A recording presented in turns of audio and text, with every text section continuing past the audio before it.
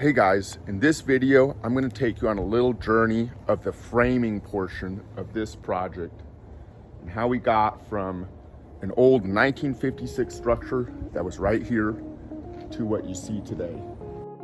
Our first course of action during the demo phase was save as much of the lumber as possible to repurpose it. We started to discover a lot of structural issues as we did the demo, such as those splices in the studs. We ended up taking all the framing down and repairing a lot of structural issues, including underneath the house. We called up the engineer and got a plan together to fix everything. Hardware where hardware should go, retrofitting, securing the perimeter of the rim joist with RBC boundary clips. We made sure everything was brought up to current code. This grain is exactly why we were saving this lumber. This is old growth and it's really good lumber. When you buy a 2x4 in a couple of months, it's gonna get all skinny and twisted. And this one, this is pretty good wood. We started framing phase one of this project, which was all the additions to the old existing structure, raised foundation, as well as the bedroom wing. Concrete arrived and was poured and finished for the slab on grade, which enabled us to move into phase two. The concrete was seeded with a cast rock, which I'll show in another video of how we did that and the details behind this concrete slab. It turned out really cool. So now we started the phase two of the project, which was building the high walls in the living room area, 15.5 foot tall. The bedroom wing, which was already partially built, was 9 foot 2 tall. You'll notice as I'm walking along here that the green wood that you see there, that is the reclaimed lumber that we salvaged. We used it for a lot of headers. We used it all over the place. And even though it is painted, doesn't look so good, the internals are in really good shape. Now I love lam beams. Lam beams can actually be sanded down and finished with a clear coat or stain, and it looks great.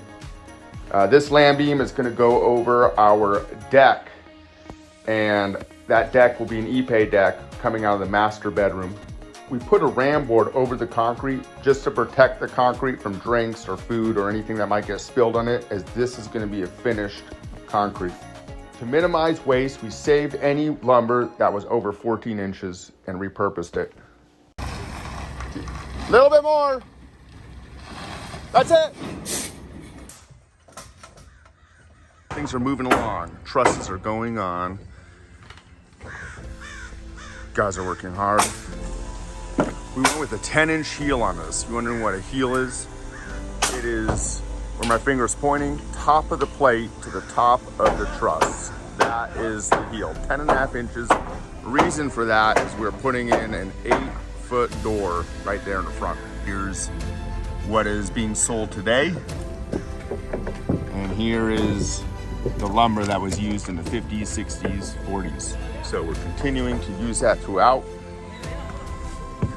Using it for ledgers, using it for headers, using it all over the place.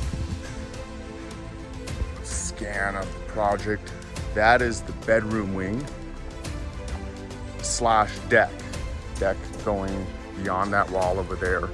That'll be an epay deck that comes out of the master bedroom. The green that you see on here is a dye that we put in a Bora Care. Next, we started the process of erecting the other tall walls in the living and dining room. Good morning, folks. Preparing our job site for Fleetwood door arrival. Cleaning up the area. They're coming a little early. We've started erecting our TGI joists up above here. So if you were to compare this to a sheet of OSB, you would immediately realize it's different.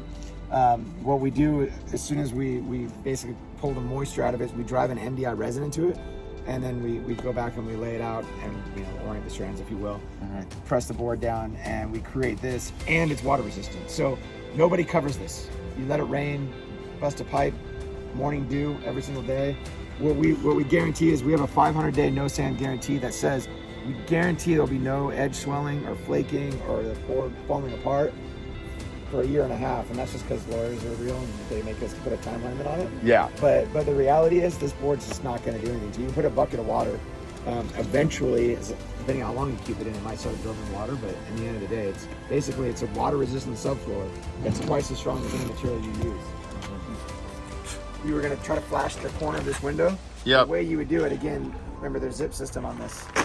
You would put the stretch tape in the corners, and then you just stretch it out. Oh, look at that. To whatever you needed to do. Wow, you can stretch out without even cutting that. Yeah, so that's a nice seal. Think about this, like I used to install windows years ago, and you know, you would use like the bitcha thing and all stuff, and you have to be great at the corners, and you know, the old man would come and teach you because he was the expert, and then you double checked your work.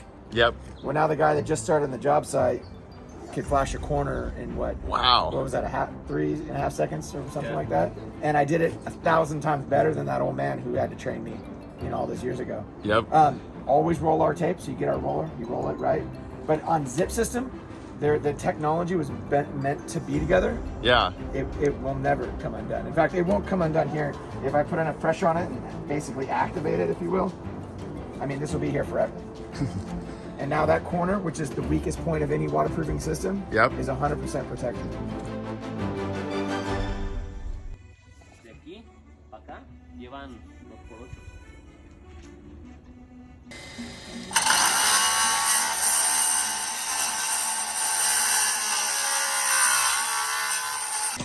A custom entry detail being fabricated as we speak.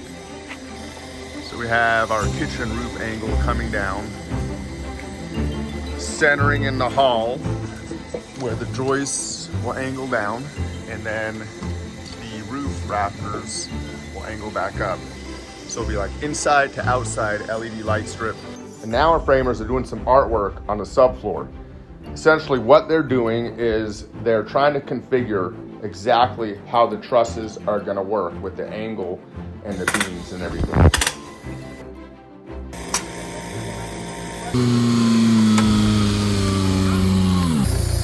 Is this zip or Advant?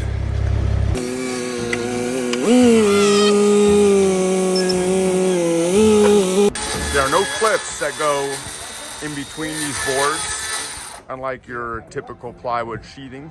And that is because there is a tape, a zip tape that goes in between each seam. So you don't put any clips. Instead, we're using 5/8 sheathing on this roof.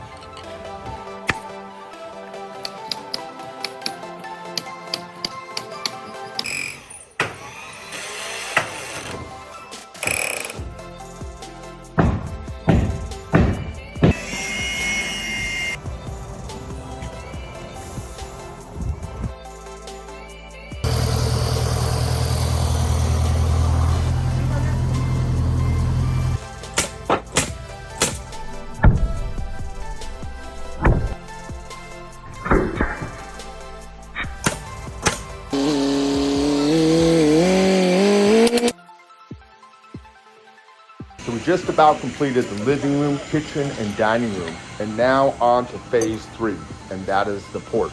A large amount of the weight of this porch is resting on this one steel column.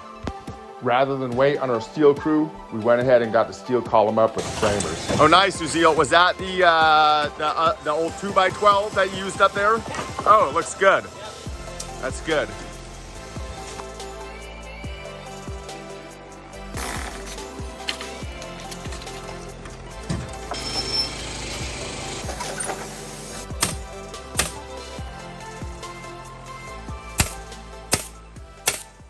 Oh, he's not here yet. No, I'm waiting for him. Okay, But let we me need call this him. hanger.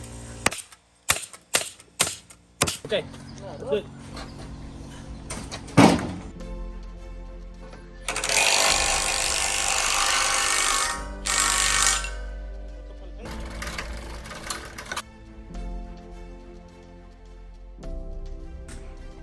No hay aire.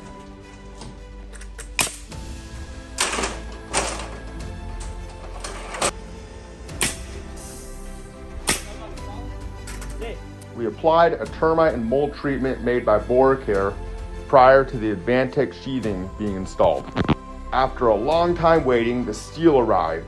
That was great because that enabled us to move into phase 4 of the framing. And that was framing the studio the laundry room, and the garage.